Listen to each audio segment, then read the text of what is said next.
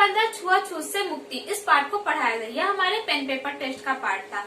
आज का पाठ हमारा पाठ 16 जगदीश चंद्र बसु, यह भी हमारे पेन पेपर टेस्ट का ही पाठ है।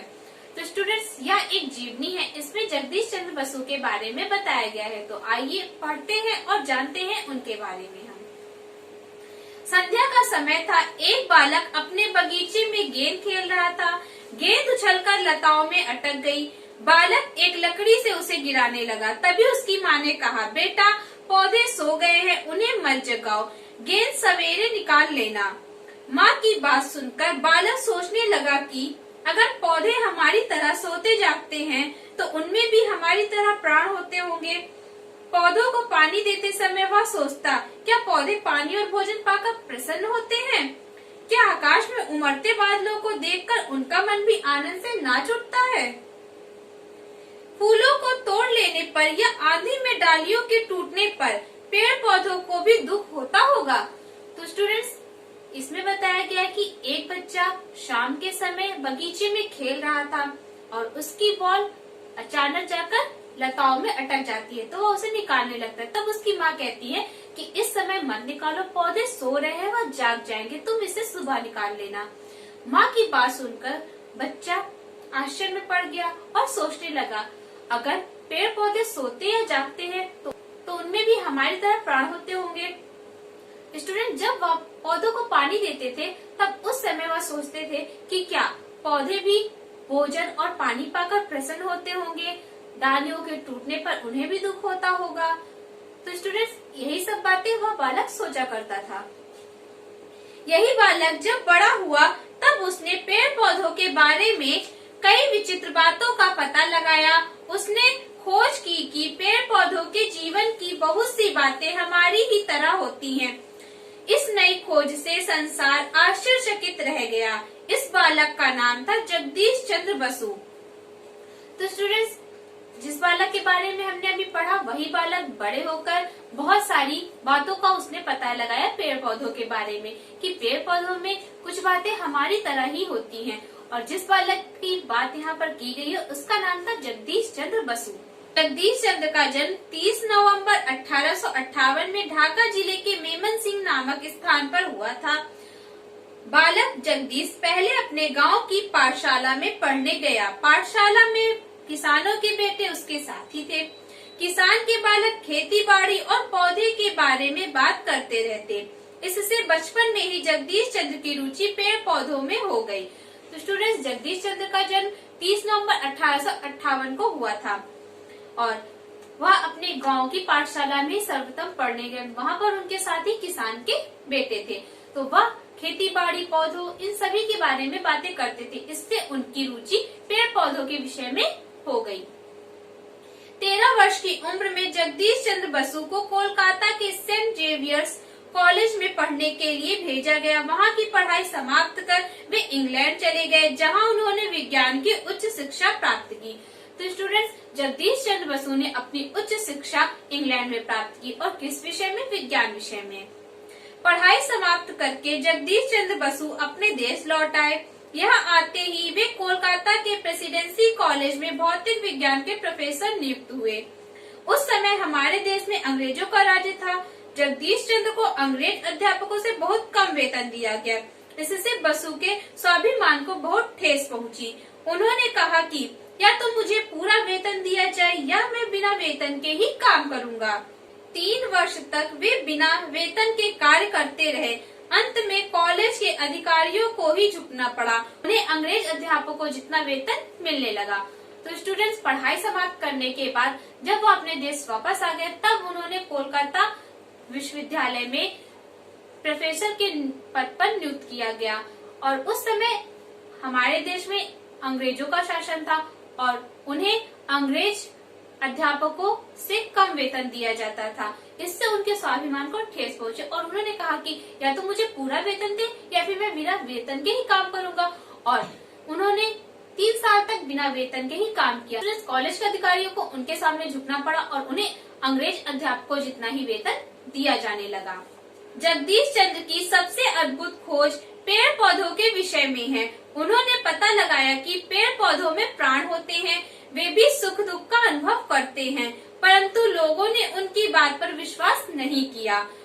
डॉक्टर बसु ने इस बात को सिद्ध करने का निश्चय कर लिया।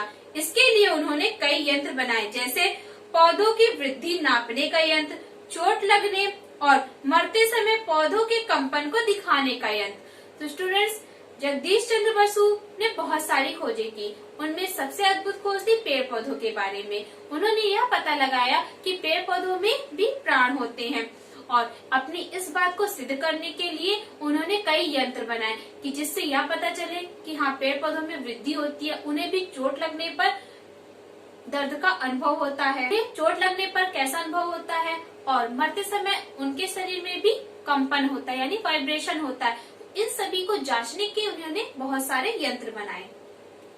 डॉक्टर बसु ने पौधों के कष्ट और उनकी मृत्यु के दृश्य पर्दे पर दिखाए। उन्होंने जीवित पौधों में विद्युत की एक हल्की सी लहर दौड़ाई। पर्दे पर पौधों का कांपना और तड़पना साफ साफ दिखाई देने लगा। धीरे धीरे पौधा निर्जीव हो गया। यह देखकर लोग आश्चर्यचकित हो गए। तो स्टूडेंट्स, डॉक्टर बसु ने पौधों के कष्टों के बारे में जो यंत्र बनाए कि हाँ, पौधों को भी कष्ट होता है, इसे दिखाने के लिए उन्होंने जो यंत्र बनाए उसकी सहायता से उन्होंने लोगों को दिखाया कि हाँ, पौधों को भी कष्ट होता है। और यह सब देखकर सभी बहुत आश्चर्यचकित रह गए यानी हैरान हो गए।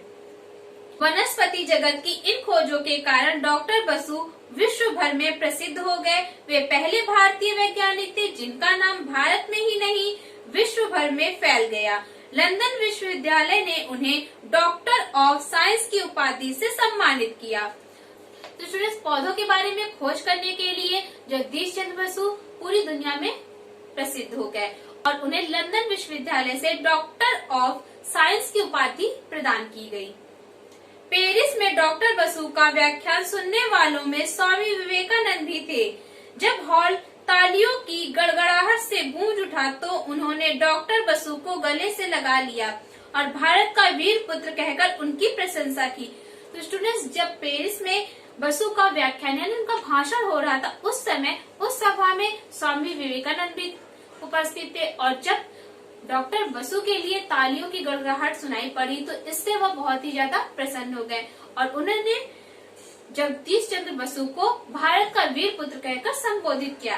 पेड़ पौधों के विषय में डॉक्टर बसु की इन खोजों से जर्मन वैज्ञानिक इतने प्रभावित हुए कि वे उन्हें एक पूरा विश्वविद्यालय सौंपने को तैयार हो गए।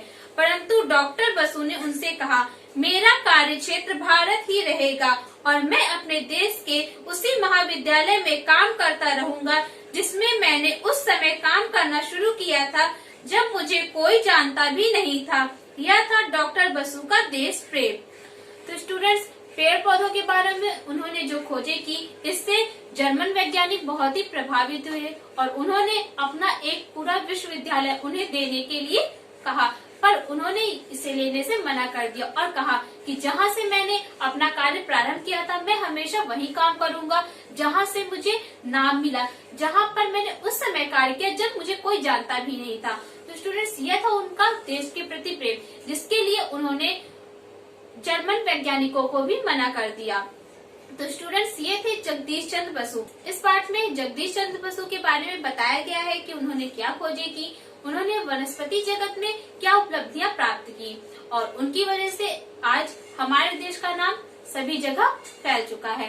तो स्टूडेंट्स, यह था हमारा पाठ। आई होप आपको यह समझ में आ गया होगा।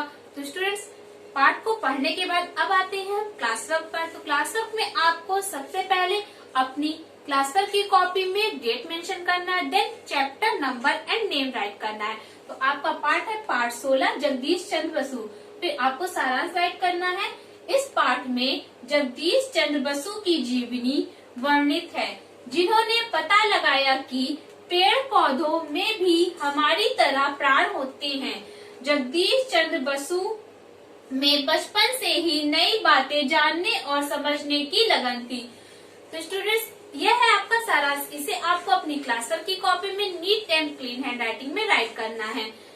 तो सारांश को राइट करने के बाद आपको नेक्स्ट पेज पर राइट करना है कठिन शब्दार्थ और आपकी बुक में जो शब्दार्थ दिए गए उन्हें ही आपको राइट करना है। तो आइए अब हम उन्हें भी पढ़कर जानते हैं। आपका पहला शब्दार्थ है लता। लता का अर्थ होता है बेल। दूसरा है आपका प्राण। प्राण का अर्थ होता है जीवन। आश्चर्यचकित, इसका अर्थ होता है हैरान। प्रसन्न, प्रसन्न का अर्थ होता है खुश। स्वाभिमान, स्वाभिमान का अर्थ होता है अपने पर गर्व का भाव। ठेस, ठेस का अर्थ होता है चोट या फिर धक्का। यंत्र, यंत्र का अर्थ होता है औजार। अधिकारी, अधिकारी का अर्थ होता है अफसर। विद्युत, विद्युत का अर्थ होता है बिजली। निर्जीव, निर्जीव का अर्थ होता है बेजान या फिर मृत। वनस्पति, इसका अर्थ होता है पेड़ पौधे। व्याख्यान, व्याख्यान का अर्थ होता है भाषण। विश्व भर, इसका अर्थ होता है दुनिया भर में। प्रदर्शन, इसका अर्थ होता है दिखाना, दूसरों को कुछ करके दिखाना। नेक्स्ट है विज्ञान संस्था, इसका अर्थ होता है वह स्थान जहां विज्ञान का अध्ययन तथा विज्ञान संबंधी खोज की जाए। तो स्टूडेंट्स, ये थे हमारे शब्द। इन्हें आपको अपनी क्लास वर्क की कॉपी में neat and clean hand writing में राइट करना है। यह आपका आज का क्लास वर्क है। तो आपको क्लास वर्क में इस पार्ट का सारांश और इस पार्ट के शब्दार्थ करने हैं। स्टूडेंट्स, क्लास वर्क के बाद अब आते हैं हम होमवर्क में। तो होमवर्क में आपको क्या करना है? होमवर्क में आपको इस पार्ट के सभी शब्दार्थ याद करके इन्हें राइट करना है और साथ ही साथ इन्हीं 5 शब्दों का वाक्य प्रयोग करके उसे भी अपनी होमवर्क कॉपी में राइट करना है। तो शब्दार्थ और वाक्य प्रयोग यह आपका आज का होमवर्क है।